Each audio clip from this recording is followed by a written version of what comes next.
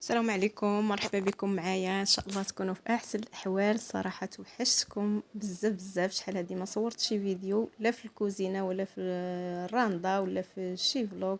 شحال هادي ما بارطاجيت معكم البنات. سمحوا لي وشكرا بزاف الناس اللي دخلوا عندي وسولوا فيا، يسول فيكم الخير.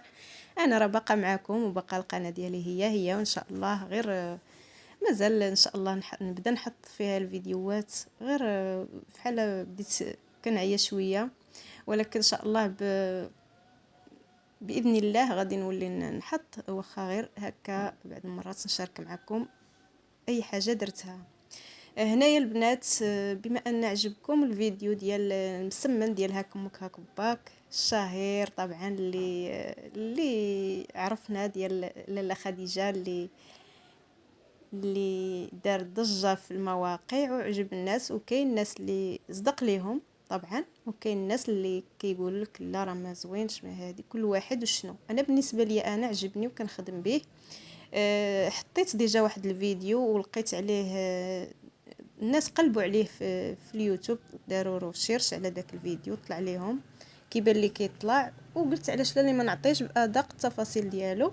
هنايا البنات خديت الطحين اللي هو طحين زوين سبيسيال اولا الممتاز، يكون الطحين ديال المسمن، ما يكونش اي طحين باش تقولوا ما صدقش لينا، راه حتى الطحين راه كيلعب دور كبير. خديت الفورس كذلك النوع زوينه، ودرت تقريبا نص هكا ونص هكا، اولا نتوما بغيتو تكثروا القمح اولا العكس. كل وحده كيفاش كتعجن ماشي مهم، ماشي ضروري ديروا نفس المقادير اللي درت انا هنايا.